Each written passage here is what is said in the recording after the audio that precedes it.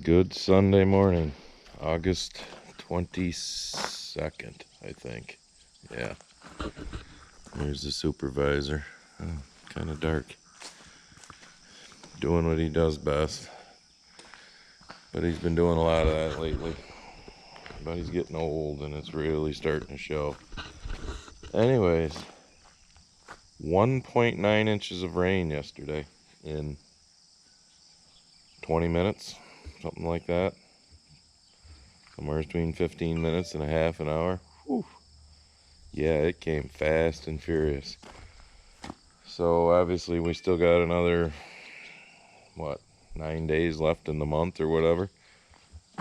I was just looking, as dry as we started this spring, between July and what we've got so far in August, I think I'm at 11.1 or 11.2 inches for those 2 months. So yeah, we made up for it. Oh, dang. Quite. And the other dang is Instagram. So we made up for it quite rapidly. I'm curious if there's any water standing over here in this headland. Let's go look. I'm standing in the spot where I killed everything with spray there and the beans that I told you about in a previous video. And the beans that are here aren't very big. This whole headland's just a nightmare. Surprisingly, it's wet, it's squishy, but there's no standing water. Because I need to go do a yield check on corn. That's what I want the rest of this video to be. But I really don't want to get super wet and itchy walking into cornfields because my shoes are quite wet right now from walking through there. So I don't know. Might hold off until tomorrow to go do that. We'll see. Look, it's a cornfield. Alright, I'm going to do some yield checks. Formula I use, I can't remember if I got it from the Pro Farmer Crop Tour, where the hell I got it, whatever. I got my string with me. You measure off 30 feet. You count the number of ears that are in that 30 feet. You grab 3 ears, so many feet, grab an ear, whatever. Check the amount around, blah, blah, blah. I'll show you. Let's just go in the field. Oh, this is after all that rain we just had. So it's a little squashy in here. So bear with me as you slap through corn. But obviously I want to go in a little ways. I don't want to be right on the outside rows. Ouch. And my phone's ringing. Son of a bitch. Alright, hang on. Let me get rid of, push the button. Did I get it? Yes, I got it. Alright. I'm going to turn you off for a minute so I can get my string out and whatnot. I'll bring you back. Alright, so anyways, I got my string out 30 feet in between the 2 rows here. So I counted this row, there was 59 ears. I counted this row, there was 57 ears. So it'll be an average of the 2, so 58 ears in that 30 foot. Now I got to pull 3 ears. I'm not going to pull 3 from each side. I'm just going to do it from one row to get a rough idea of what this variety is going to look like. So I'll be back. All right, so what I'm doing, just so you know, can you hear him? He's out here. He got on my string to start with and screwed me all up, didn't you, buddy? Anyways, I got to pay attention to where I just pulled this ear. They have you pull like the 5th, 8th. Oh man, there's mud and shit all over my camera. 5th, 8th, and 12th ear or something. Well, if there's 58 ears in this 30 feet, that's the one thing I disagree with. So I walked down through and pulled the 13th, the 26th, and the 39th. That way I figure I'm in every third of that 30 feet. So I just pulled the 13th, 26th. Now I got to count 13 more and pull the 39th. Back. Alright, back at the shop. Here's my formula. You take your 30-foot plot, you count all ears. They say pull the 5th, 8th, and 11th. I don't do that. Measure the length of grain in inches, and take the number of ears times the length times the rows around and divide it by 30 inches. Alright, so you're down here now. So I've taken a magic marker, put it on one kernel. So there's 1, 2, 3, 4, 6, 7, 8, 9, 10, 11, 12, 13, 14. That one's only 14 around. So write that down. The one thing I've noticed is they're filled right out this year. Last year we had a lot of tip back, like a good 1.5 inches or so. But I don't think they're going to be as big around. They are long. So this one's 1, 2, 3, 4, 5, 6, 7, 9, 10, 11, 12, 13, 14, 15, 16. That one's 16. This is a DeKalb 4727, which means it's a 97-day corn. 1, 4, 5, 6, 7, 8, 9, 10, 11, 12, 13, 14. That one's 14 around. So we take our phone and our handy dandy calculator. No, that's not the calculator, dipshit. That's the calculator. 14 plus 16 plus 14 equals 44 divided by 3 equals 14.66. So our ears were 59 and 57, so it's 58 ears times 14.66, and then we got to times it by the length. So now let's measure length in these. Now I do measure to the butt, because when you set your combine up, I've never had any cobs that had the butt left on them. If anything, you end up having some of these smaller nubs on top, because if you set your combine tight enough to get all these, then you're breaking these and breaking your cob.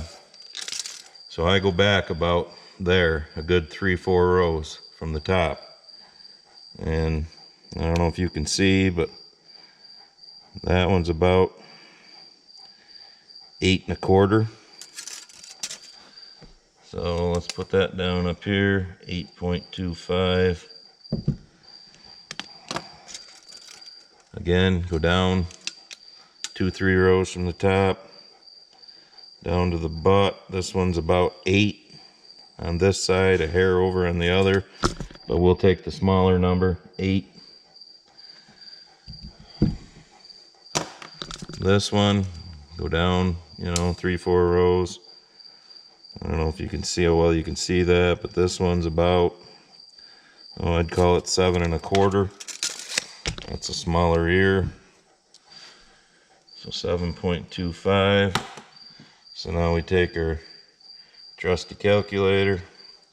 8.25 plus 8.0 plus 7.25 equals, divided by 3 equals 7.833333. So 7.83. Oops, might as well leave that out. So times 7.33, and then divided by 30, which is what my rows are. So it'll be, I don't know how well you can see this, 58 ears times 14.66 around times 7.33 divided by 30. Is that right? 7.33. Let me do that again. Did I write that down wrong? Sure, if I played the camera back, it would tell me, but it seems low. 8.25 plus 8.0 plus 7.25 equals, divided by 3 equals, oh, dummy, 7.833. Okay, that sounds better. 7.833. Thought that sounded low. Alright, so let's see what we got on this one. We have 58 ears times 14.66 times 7.83 divided by 30-inch spacings. Come up with a total of 221.9. So that's what that tells me that corn would yield. Now, will it yield 221 bushel, 222 bushel? I'm sweating like a pig now after being in that field. Those are impressive long ears when you get, you know, and there's a bunch of them in there that are over 8 inches. But that's why you don't just go in and pick the long ones and the girthy ones. You go certain number, pick it. If it's smaller, like this one is, you know, as you can tell by looking at it, that one's considerably smaller than the other ones. It's less around and than that one and quite a bit shorter. But you try and get a decent, you know, average. He's dying because he come out there, the big dummy. But now here's the thing. That field where I just did it behind my house probably will yield pretty damn good, because there's only one side of it over there that's got some trees around it. But here where we live in the Northeast, as you look at that field up on the hill, trees all the way around it except for this end. You look at that field over there. Guess I could zoom in so you could see better, but trees all the way, where am I pointing? All the way around it, down through there and around the other side. Take you here and just show you the little 4-acre piece behind my shop. You know, well, hard to see, but anyways, let me unzoom you so you're not looking, you know, up my nose hairs. My point is, and I'm gonna go do a few more. I'm probably not gonna take you out in the field, but I'll bring you back and show you my results. My point is, here where we are, it's not like the Midwest where you guys have a 100-acre field with no trees around it. So that field up on top of the hill, the first 8 rows, maybe even the first 10 rows from being in the shade a lot and whatnot. Number one, it's going to be higher in moisture. Number two, it ain't going to be the yield that you pick from going in, you know, 15, 20 rows, whatever. It's going to be a lot less yield, a lot higher moisture. Test weight's going to be lower. And that's the other thing with this, is I have no way of figuring in the test weight yet. Yes, for being August 22nd, that corn is dented, almost fully dented. So I think we're on schedule or ahead of schedule. As you can tell, there's, you know, quite a bit of dent to that. But will that field yield 221? That field, I've been saying all summer, will definitely yield over 200. Well, some of these other ones, you take a field like that one over there, it's 13 acres. Well, if you take off 8, 10 rows, you know, all the way down that way and around and back up this way that's surrounded by woods, that's a lot. So that takes your bushels down. Like I've said to people before that have asked me, generally like the field on top of the hill, when I get done taking my headlands off, my monitor will probably read, I don't know, I'm just guessing for this year, 125, 130 bushel. So then by the time I get done with the rest of the, and this is for you non-farmers, because you farmers know what the hell I'm talking about. By the time I'm done with the rest of the field, where it's yielding 200, my average is going to be, you know, 160, 170 for that field. So no, not every number that I show you, and no, not every number that, you know, everybody shows you is the absolute truth. Because if it's surrounded by trees and whatnot, or has a wet hole in it, whatever, that's not going to be your true yield. That field behind my house, that's probably going to yield really well. Let's go grab some others. All right, I just went in this field, which is a 97-day channel. Population is very high. You can actually see on the outside where it's starting to dry down. But like I said, we just got quite a bit of rain. I think my average is 61 here. I got the ears. We'll go back to, I think I'm going to go pull one more. I think it's a 95-day channel, and then we'll go back to the shop and see what they are. All right. Got a mess on my shop bench here. So those were the first three, the DeKalb. Here's three channel 197s. Now when you look at them, doesn't look like much difference. The DeKalb actually looks a little longer, which it was. But here's my formulation on these, the channel. 60 long, where we were, what, 58 up there, or number of years.